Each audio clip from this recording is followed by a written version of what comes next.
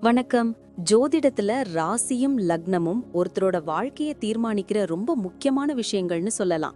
ஒரு ஜாதகத்துல லக்னம்ங்கிறது நம்மளோட உயிரையும், ராசிங்கிறது உடலையும் குறிக்கும். ஆமாங்க.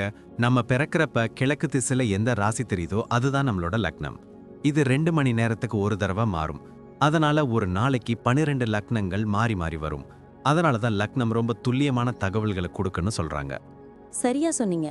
லக்னம் ஒருத்தரோட குணாதிசயங்கள், உடல் அமைப்பு, மனசு எப்படி இருக்கும், அவரோட செயல்பாடுகள், ஆயுசு, எதிர்காலம்னு எல்லாத்தையும் சொல்லும். ராசிங்கிறது நம்ம பிறக்கிறப்ப சந்திரன் எந்த ராசியில இருக்காரோ அதுதான் நம்ம ராசி. சந்திரன் ஒரு ராசியில 2.25 நாள் இருப்பாரு. அதனால ஒரே ராசியில நிறைய பேர் பிறந்திருக்கலாம். சந்திரன் மனசுக்கு அதிபதின்னு சொல்றதால ராசி நம்மளோட மனநிலை, எண்ணங்கள், உணர்வுகளை பத்தி சொல்லும். தினமும் பார்க்குற ராசி பலன் கூட இந்த சந்திர ராசியை வச்சு தான் சொல்லுவாங்க. ஜோதிட ரீதியா பார்த்தா லக்னம் தான் ஒருத்தரோட முழு வாழ்க்கையும் தீர்மானிக்கிற முக்கிய காரணி. ஆமாங்க, நம்மளோட ஆளுமை, சிந்தனை, செய்யற வேலைகள், அதிர்ஷ்டம்னு எல்லாத்துலயும் லக்னம் தான் முக்கிய பங்கு வகிக்கும். ராசி அதுக்கு துணையா செயல்படும். ஒருத்தருக்கு லக்னமும் ராசியும் ரெண்டும் நல்லா இருந்தா அவரோட வாழ்க்கை நல்ல முன்னேற்றமா இருக்கும்.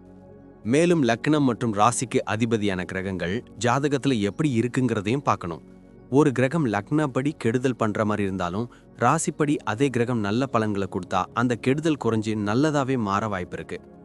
அதனாலதான் ஒரு ஜாதகத்தோட பலனை முழுமையாவும் துல்லியமாவும் தெரிஞ்சுக்க லக்னம் மற்றும் ராசி ரெண்டையும் சேர்த்து பார்க்கணும்.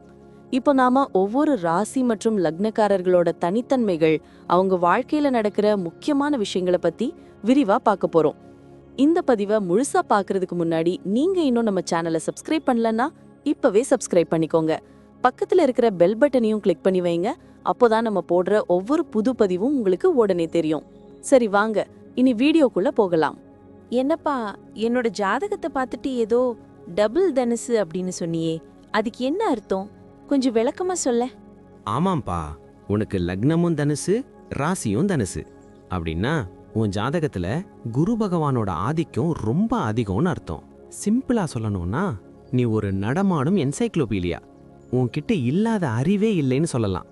உன்னோட அந்த கம்பீரமான தோற்றமும் கனிவான பேச்சும் மத்தவங்களை ஈஸியா கவர்ந்திடும். ஆனா எனக்கு சில நேரம் கோபம் வந்தா கண்ட்ரோல் பண்ண முடியலையே, அது ஏன்? அது கோபம் இல்லப்பா, அது உன்னோட நேர்மை. தனுசுனாலே வில்லம்பு தானே சின்னம்.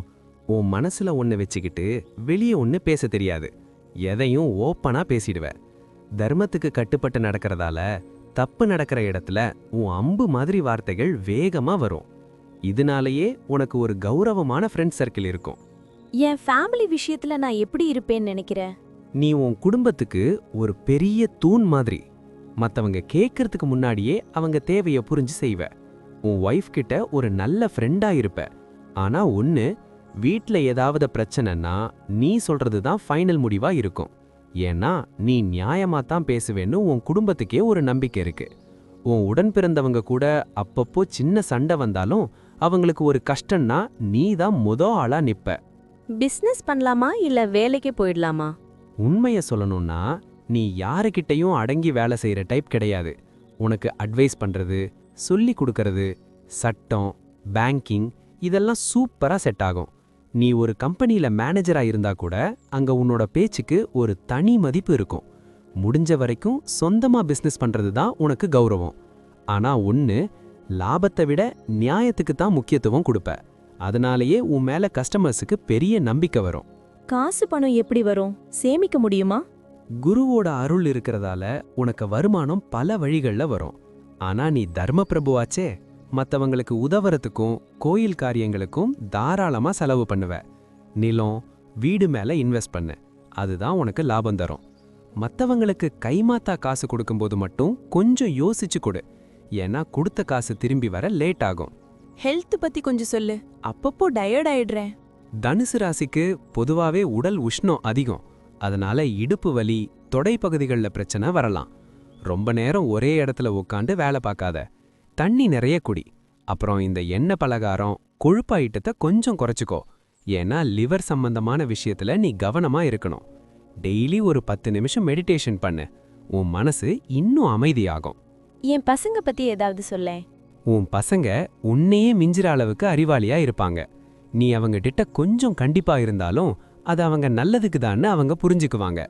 பிற்காலத்துல உன் பேரை உலகறிய செய்யறது உன் பசங்க தான்.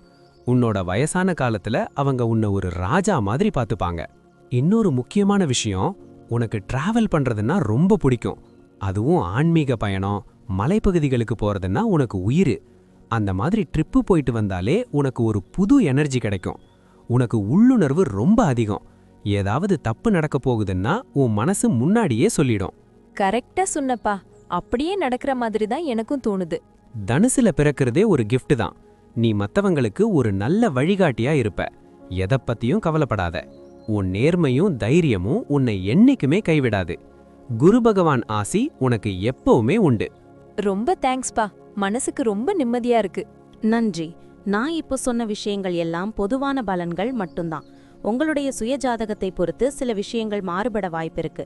ஆனாலும் நான் சொன்ன பெரும்பாலான விஷயங்கள் உங்க வாழ்க்கையில நடக்கும்னு நம்புறேன். இந்த வீடியோ உங்களுக்கு பிடிச்சிருந்துச்சுன்னா நான் அடுத்து பாகம் 2 எடுக்க தயாரா இருக்கேன். பாகம் 2 வேணும்னா பாகம் 2ன்னு டைப் பண்ணுங்க. நிறைய நண்பர்கள் பாகம் 2 கேட்டா சீக்கிரமே பாகம் 2 வீடியோவை பதிவு செய்றேன்.